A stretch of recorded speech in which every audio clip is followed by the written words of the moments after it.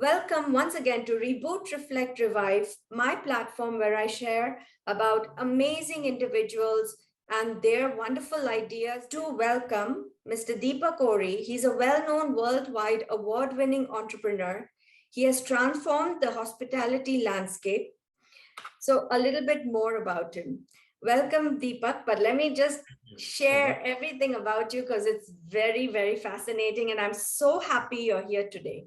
So you are the CEO, Labua Hotels and Resorts, Chief Happiness Officer, Labua Hotels, Executive in Residence in Entrepreneurship and Innovation, the Pino Global Entrepreneurship Center, FIU, which is the Florida International University. You're also the Executive Chair, Advisory Board Member of FIU Center, Advisory Board Member, World Happiness Foundation, President, Maison Happiness. It's so wonderful for you to be here because you are one of those people who are a thought leader, innovator, and you bring some amazing facets to entrepreneurship and leadership. So welcome, Deepak, and thank you for being here today. Thank you, Shobha. Thank you very much. It's really an honor to be with you because not many people know you are my executive coach also. So, yeah, we can keep that under wraps. It's okay. That's a secret that is out now. Thank you. Thank you. But then I'm glad we all need coach and that's here I am. Thank you so much. You are quite an inspiration in many ways with the way you address the world and the way you are so much of a risk taker. And at times I feel that where do you get all that confidence from? So I'll just jump right in with the questions. Now tell me, as you know that I am very much about self-esteem and how that makes us more confident to deal with the world. In your opinion, what is self-esteem and how does it relate to self-respect? If you can share some differences, similarities, please do. Okay, so Shobha, for the sake of everyone who's listening to us, I come from a very humble background and English was an area of opportunity for me. So until very late, I didn't understand what is the meaning of self-esteem. Okay. But while growing up, I knew this word called respect. And self was added later on as I started growing up. So I understood the word respect because that is how the family values that we have to respect the elders, we have to respect our parents, all those kind of things started coming. And suddenly one day I realized that self-respect is more important. Of course, it is important to respect others, but more important is to respect yourself because you can only respect others when you respect yourself. And then slowly, I think by the time I went to the college, that was in Chennai, a hotel school, where people come from different backgrounds and self-esteem words were frequently used. And by saying that, I'm not saying that I'm not a fan of self-esteem, but I will put these two in two different boxes. Now, if you go into Wikipedia or you go other things, self-respect is a part of self-esteem. But I completely disagree with that. Okay. And why I completely disagree with that? Because one is creating an impact on yourself and on others. And one is creating a commitment by others onto you. So self-esteem is a commitment. Self-esteem is, and I'll put this, you said I'm the entrepreneur, so I'm from the hospitality. So I'll put this in a very different perspective to you. So I went to, like you mentioned, I went to Florida, Miami, and I was staying in a hotel for a longer period of time. I think that was one of the top hotels of Miami. So I was staying there for almost a month in a hotel. And I like to eat and I like to drink. And I asked the concierge every time that where can I go and dine? And I think I did 45 restaurants in a period of 1 month. Okay. And I got very disappointed day before yesterday. Why? Because Miami came up, state of Florida came with a Michelin list for Miami, Orlando. 15 restaurants that were 1 star, I was only recommended one restaurant out of that. For all those restaurants that were featured in the Michelin guide, I was only referred one. So I was disappointed that I didn't think like a customer. I fell in a trap, like many other tourists fall in a trap and listen to the other people. And when I listen to the other people, what they are telling me to do, I didn't get to do what I wanted to do. And this is what self-esteem is. Because other people are telling you, oh, wow, you got first grade in the class. You are the best. Oh, you have done so well. You are the best. Whereas in my own city, I call Bangkok as my own city. We have had customers coming to us before Michelin Guide came in and supporting us. And I'm thankful to the customers because you know what? It is not easy to become a customer, even though we go and spend that money. Because the customer, the way they think, they're very unbiased. They're very disciplined. They do not have any emotions. They go for what is good for them. And for people like us, it's very difficult to be a customer. And I have more respect for them because even before we got Michelin, they were coming to our place. And they are still coming, though after we got the Michelin. Now, for me, the self-respect is that I never compromised something that what I felt for, I always go for. What I didn't feel for, I didn't go on my knees because at some point of time, there were some people who were against what we were doing or how we were doing. And they told us it should not be done like that. We never listened to them. Because there were some people, you know who we listen to? Our customers, thankfully. That's such a valuable point that you raise here, Deepak, about listening to the customer, understanding their mindset. And as far as self-esteem is concerned, there are so many facets to it. And you've picked something that is quite fresh and unique to come across as you, in your journey as an entrepreneur and meeting different kinds of people. So in your space of hospitality, and you seem to be pivoting in different directions as far as your journey into education seems to be happening. Why is that suddenly an important part of your journey in entrepreneurship and leadership? What is it that has drawn you towards education? Okay, so education is a very important tool. Only educated people can make educated decisions. And education doesn't mean textbook. Now, it's a very good question you asked that why I'm pivoting. I'm not. If you see my career, if you see I've been entrepreneur, if you see all what I have achieved, it's nothing is textbook. It's all experiential. Agreed. I've heard your story. Learning experience was limited to Labua. I'm taking it outside of Labua to a university at a broader framework to spread it. Because experiential learning is very, very important. And we did a class of luxury incubator recently where in 50 years of the history of FIU, a class like that has never happened. That was an impact. Now, why we are able to do something like that? It's not that I'm a genius. I'm not a genius. But like how you described me, Shobha, a risk taker. If people laugh at me, it doesn't matter to me. But I wanted to take an experiential learning to a new level, a different level, and people to understand and appreciate. And in US, people have appreciated. Our customers have appreciated at our place, but still the world needs to understand. I gave you the example of Miami, staying in a hotel for 1 year. I got only one restaurant out of that 1 star. Other restaurants were not recommended. You know why? Why? Because they would not listen to the top hotel concierge. They will give the table if the table is available. They were standing for their self-respect. And the restaurants that way of looking at it, yes, definitely. And the restaurants that were recommended were for self-esteem because the concierge is saying that this is important. My self-esteem has spoiled my experience, as self-respect has strengthened my experience. And that is what the difference lies in these two words to answer your first question. Yes, so there are self-esteem, there's high and there is low, and then there is the healthy part. So whenever we are interacting with the world, constantly our self-esteem takes a hit. maybe because we are comparing two different ideologies, or there are two different personalities who come from different sort of perspectives. But to have healthy self-esteem is when you can tap into that self-respect aspect.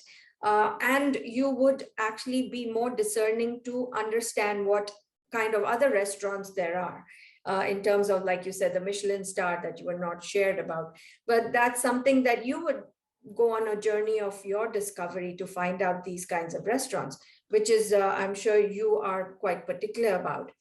But say if I was to ask you something a little bit out of your comfort zone, what is the worst piece of advice you have received so far in your journey, or over the span of how many years has it been in this industry now? 35. 35 years. So in that time, what is the worst piece of advice that you have received and maybe followed, not followed? I don't know. Okay, to sacrifice my self-respect, learn to compromise, and learn to be less ambitious and stop dreaming. Those are the worst pieces of advice you received, I see. From very early. Okay. After first year. And I continue to get those advices until I became successful. So when you become successful, there are two things, Shobha, and that is where self-esteem comes in. Okay, now it is a path. You know, there's a global positioning system. Yes. You always follow that. The GPS, yes. Yeah, it is an unknown entity in our own territory, but we are so confident that they say turn left, we turn left. They say turn right, we turn right. They say go straight, we go straight. We follow that, but we never follow the path our heart, our self-respect tells us. That's such an important point you shared. Yes, we never. And you know why we don't? Because of FOPO, fear of people's opinion.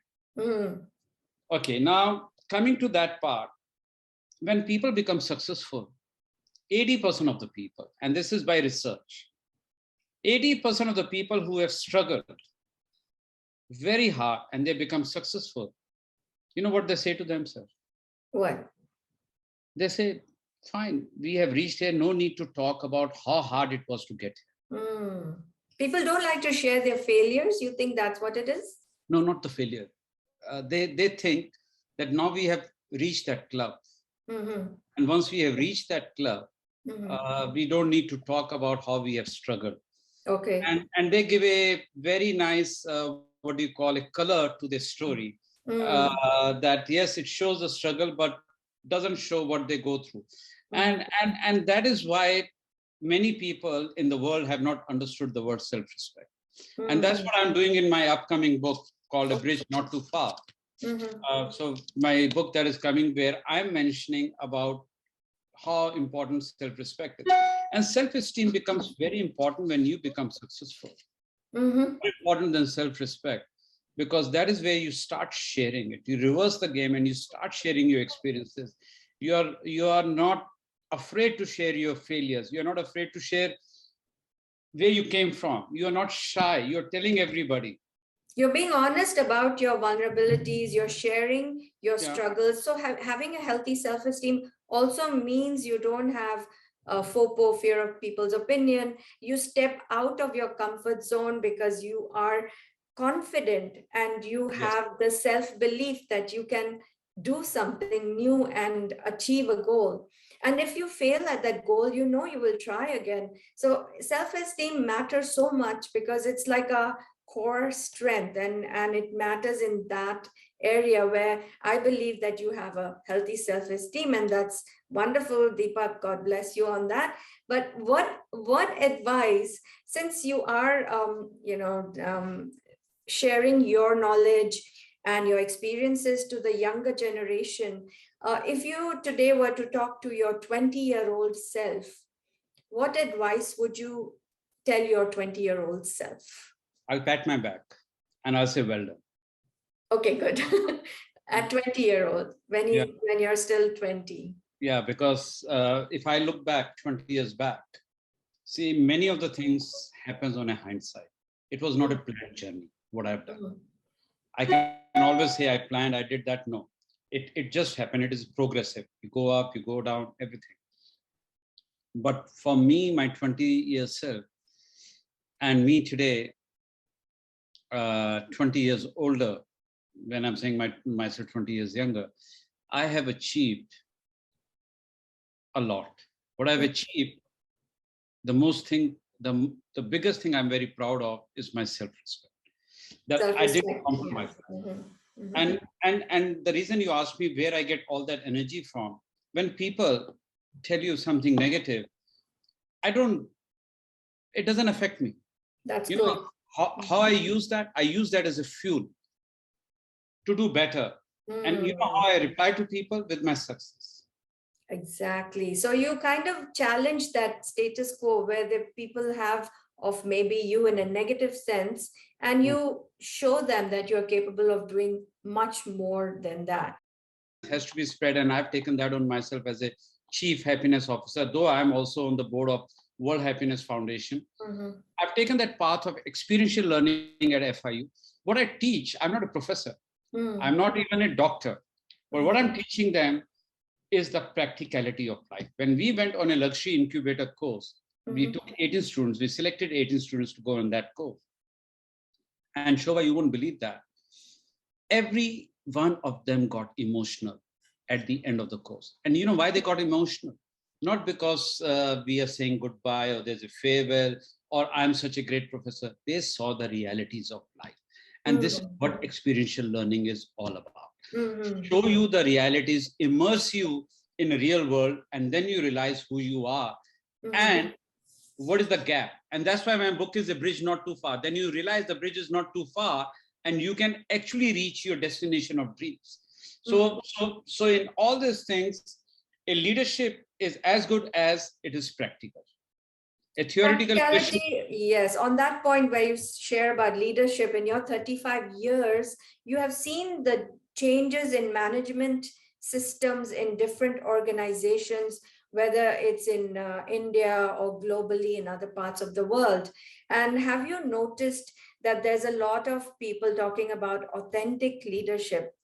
Can you touch on that a little bit? I'll give you one example. Now that you asked me, I forgot to write that in my book, but I have to tell you this. So when I was working in India, there was a gentleman who came from US, a top hotelier.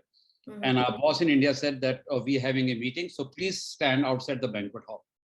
Okay. And you'll get to shake hands with him. We were so excited. That is such a big hotelier and we will shake hands with him. So the meeting went a little bit long and we stood for 1.5 hours. We were 8 to 10 people, like the brightest star of the organization who will get to shake the hand. And this gentleman came out and he said, I'm sorry, late, I have to rush for dinner. And he didn't shake hands, he waved to all of us and he went. Which is fine. He was busy. Then I told my friends who were there, I said, one day I'll play golf with him. And that time I didn't know how to play golf, but I just said it. And everybody laughed. And that next 3-4 days, everybody was making joke about me. But do you know what? 6 years later, we played golf together. So fascinating. So one has to dream first. Then second, you have to believe in yourself that you will make your dream come true. And then you create a path and work towards it. And that is what leadership is all about. Okay. There's no right or wrong in leadership. But you do that moment of time. Sorry, go ahead. Yeah. It is that moment of time how you create. See, we come with the most, how would I say? We did this $30,000 dinner. Everybody laughed. The worldwide press said it is a marketing thing. This dinner is not going to happen. And when the dinner happened, everybody was, oh, it's surreal moment that the dinner has happened. But why it happened? You think of something and put all your resources to make it right. This is what dreams are. Dreams are not that you dream and then wake up and say, okay, that was a dream. No. I'm a hungry person. I want to make all my dreams come true. I also want other people's dreams to come true also. And that's why that pivot path of choosing experiential learning. So that's in a way also leadership. When you set an example that you want your dreams, not just your dreams, but other people's dreams to come true, it is a direction where you have discovered also, because there are so many service staff employees working under you, and obviously as a leader in an organization, there is a certain cultural environment that a leader creates, so the service staff also emulates that. Can you share a little bit about how you inspire your staff? Or in hospitality, as you have mentioned many times, the staff are the assets, the people who serve the customers are the assets of the industry. Can you share a little bit on that aspect, how you inspire them? One word, I tell them who they are. And how do you do that? I just took an interview an hour back. This gentleman has come from India. Mhm. And I said, I'm respecting you, but it's of no use. You have to respect yourself. And this is who you are. So it comes back to the self-respect, the Yeah. whole self-esteem, have yeah. that self-belief in yourself that you can do things. Yeah. See, I just recently, we opening this new champagne bar called Bollinger. And I put the hostess as a manager there. And she's doing a great job. Mm-hmm. But in any organization, this would never happen. In our organization, it happens is because we see what is your connection with your customer. Correct. Yeah. And how much you dare to dream and work hard to achieve those dreams. Mm-hmm. That's so that's how I inspire the team. I tell them to dream. I give them the resources to achieve their dream. Mm-hmm. My job is to sit at the table and make sure that everybody is dreaming. I'm giving them resources that they're achieving their dream and they look good. And they all have a common dream, which is for the success of the, like your environment, your customer service. I believe that is very crucial in terms of hospitality. I'll give you two things. The reason, and both the things I saw that in a movie today. Mm-hmm. Not today, a few days back. The movie is a Samrat Prithviraj. So I'll tell you two things. Mm-hmm. Okay, and this is very, very important, but I think the audience would be international, but I'm writing it down so that I don't forget. Mm-hmm. So this gentleman who I was interviewing an hour back, he says, what makes Labua special? Mm-hmm. Why Good nobody... Question. Good question. Yeah. He says, for 19 years we are here, nobody's able to beat us, and every international hospitality brand is there. Mm-hmm. I said, the difference is everybody's working there and everybody at Labua is dreaming and working hard to achieve their dream. That's the So that's inspiring, creating that feeling of motivation within each person who's working with Labua, the Labua brand as well, right? So the day they have dreamers working there and also executing their dreams, we'll be behind them because they are bigger, they have better resources, they are worldwide known. The only thing is we have people who are passionate. Mm-hmm. You know, we consider ourselves as Israel. Oh. Because within a 1 kilometer radius, we have all branded hotel chains. Mm-hmm. We have 14 brands, and we are the only homegrown brand Labua, and still we are the market leader. Amazing. I think it calls for the leadership style and obviously the inspiration, the culture within an organization. And so that's what we compassionate leadership balanced by expectation of excellence within the service quality. And the second thing, the second thing, please, yes. When Prime Minister Modi, Mr. Narendra Modi, Prime Minister of India, got elected. I'm not trying to be political here, but I'm just telling you something from his lesson, that the speech he gave, because that's a great management lesson. So he gave a speech to all his MPs who got elected. That time the cabinet was not announced. That was the second term. And he said, now you become an MP and many of you are first-time MPs. When you will come to Delhi, somebody will send the car, somebody will send that, somebody will send that. So don't get carried away because they're not respecting you. They want to take advantage of you. Mm-hmm. At Labua, this is what we tell, because we have very successful restaurants. I said, people will try to woo you only to get a table or to tell that they know you once a year. So don't get wooed by these people. Listen to your regular customer, your normal customer. That's true. That's true. Don't fall in that trap. Mhm. And that is the other difference we have internationally, not even in Thailand, worldwide, between Labua and any other hotel chain. Okay. We don't get carried away. So that Mhm. impact of that Prime Minister Narendra Modi's speech, that one line stayed with us, is a great management thing. So please know. Mhm. Yes. So as Deepak Ohri, everyone looks up to you in a sense that what you've achieved and maybe are inspired by your journey. Who do you look up to? I look up to many people. Okay, I look up to many people. I was walking the Sukhumvit Road that day, and there was a person, a homeless person, was sitting and eating a little bit of food he had. But when I crossed, he looked up and swadi me. He didn't want anything, but he was eating. I looked up to him. I had tears in my eyes at that point of time, but while eating his food, he didn't forget his culture of, Amazing. of greeting the person. That is a person I looked up to. I told you, Prime Minister of India, Mr. Narendra Modi, I look up to. I look up to a friend of mine, Sajid Javed, who's the Secretary of Health in the UK government. I look up to Dr. Anna at the FIU. I look up to you as a coach. Okay, I look up to many people, but these people may not be important, or maybe the world may not know them. But these are the people who are creating my life and adding something very important in this life journey. Is what I've learned from you under your executive coaching, what I learned while interacting with Dr. Hannah, what I learned interacting with other people, the friends I've said. My mother, I learn a lot. My wife, I learn a lot.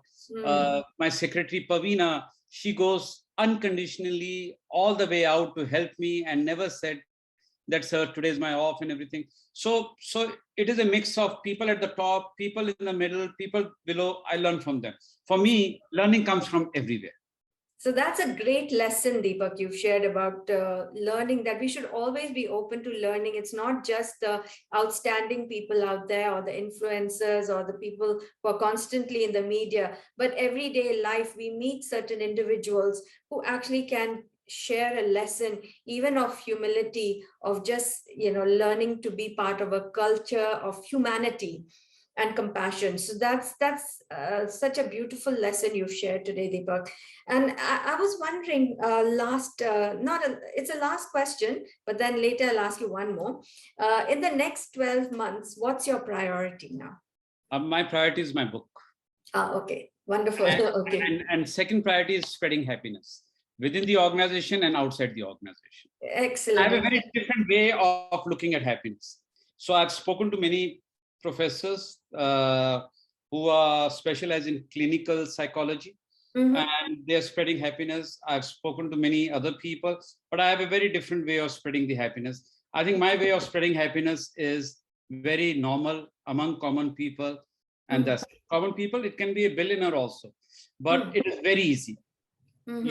Because the happiness is inside all of us. Yes, we make it more complicated, isn't it? Like we are hiding it. Yeah, we are hiding it. We are hiding it in the name of social media, by hiding it in the name of pain, joy, excitement, and many other things. So it's very bespoke. So I want to bring the happiness. For me, my happiness is self-respect. Your happiness may be something different. I don't know, but few sessions with me, I will know what is your happiness. So I want people to become happy. And I want that happiness to come out. That is the two goals. And the first one, I told you, my book. Excellent. This is your 12-month plan, and it's a wonderful, inspiring plan. If I was to ask you in one statement, like what would you share, a piece of wisdom to our viewers and our young upcoming entrepreneurs? What would be that one piece of wisdom that you would get them excited to do? Be yourself, and the world will notice you. And sorry? Be yourself, and the world will notice you. World will notice you. Fantastic, Deepak. Thank you so much. This is such a wonderful session, and I've learned so much as well. And so much from you, actually, in a sense of stepping out of my comfort zone and being a little bit of a risk taker, because I'm mostly an introvert. So to do these kind of sessions, I'm so inspired. Thank you, Deepak, for joining me today. It's been a wonderful session. Thank you, Shobha. Have a nice day. Thanks a lot. Bye-bye.